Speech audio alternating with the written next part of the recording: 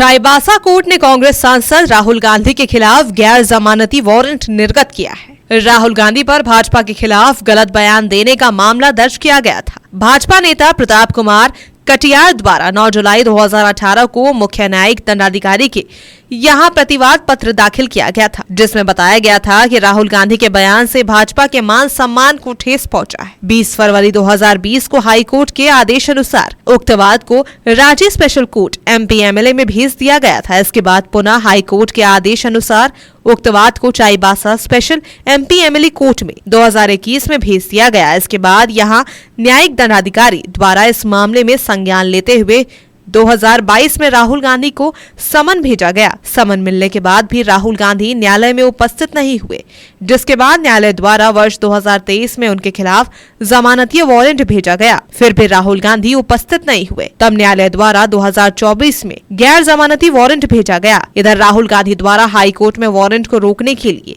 WUP CR number 230/2024 दाखिल किया गया। उसमें 20 मार्च 2024 डिस्पोजल कर दिया गया। इसके बाद राहुल गांधी द्वारा चाईबासा कोर्ट में धारा 205 CRPC के तहत आवेदन दिया गया। इसे भी कोर्ट द्वारा खारिज कर दिया गया था। अब उनके खिलाफ कोर्ट गैर जमानती वारंट निर्गत की है, जिसमें 26 जून को न्यायालय में हाजिर होने का निर्देश दिया गया है। वहीं राहुल गांधी के खिलाफ शिकायत करने वाले भाजपा नेता प्रताप कुमार कटियार क्या कहते हैं, आप भी सुनिए। यह मामला 28/3/2018 का ऑल इंडिया कांग्रेस कमेटी का एक अधिवेशन दिल्ली में हुई थी, जिसमें सांसद राहुल गांधी जी के द्वारा भारतीय जनता पार्टी के खिलाफ अपमानजनक बातें कही गई थी, जिसमें उन्होंने कहा भी था कि भाजपा की सरकार में कोई भी हत्यारा अध्यक्ष बन सकता है, चोरों का गिरोह है, इस तरह का बहुत सारे उन्होंने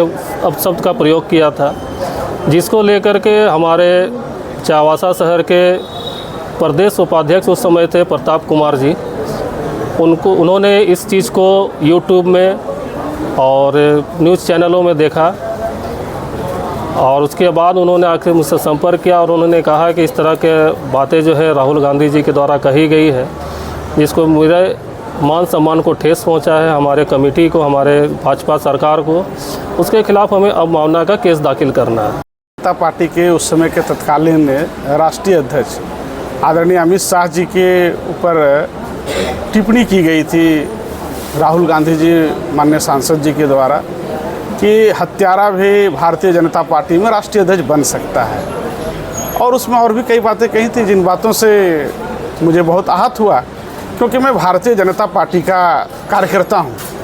कार्यकर्ता होने के नाते मेरे मन में लगा कि भाई ऐसे पार्टी में हम जुड़े हैं क्या कि जिस पार्टी में इस तरह के बयान हमारे राष्ट्रीय अध्यक्ष पर दिया जा रहा है।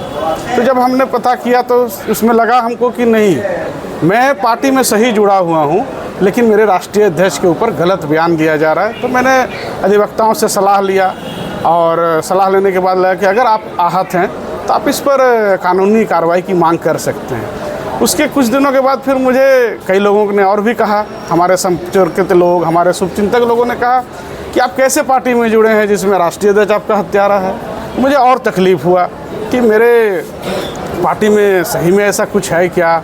तो ये जो बार बार, एक बार नहीं, 2 बार नहीं, 3 बार मेरे निजी कार्यालय पर भी जब लोग आते थे तो कई बार इस विषय पर डिस्कशन हुआ। तो देखा, मुझे 2-3-4 दिनों के बाद, 5 दिन के बाद मुझे लगा कि नहीं, निश्चित रूप से हमारी पार्टी सही है, हमारे राष्ट्रीय अध्यक्ष बेदाग हैं, लेकिन गलत बयान दे करके, गलत बातों को कह करके हमारी पार्टी की और हम जैसे साधारण कार्यकर्ताओं की छवि को धूमिल करने का प्रयास किया जा रहा है। इसीलिए मैंने अधिवक्ताओं से सलाह लेकर के, हमारे केशव प्रसाद जी अधिवक्ता हैं, इनसे सलाह लेकर के फिर कानूनी कार्रवाई के लिए आगे बढ़े। तो कोर्ट अपना जो कार्रवाई है कानून संगत, और संविधान के देश में रक्षा होनी चाहिए, संविधान की रक्षा भी होनी चाहिए और उसका सम्मान होना चाहिए। इसे मैं तो यही कहूँगा कि सम्मान सब लोग करें। मैं भी सम्मान करता हूँ संविधान का, और संविधान पर मुझे भरोसा है। Koylanchal live desk.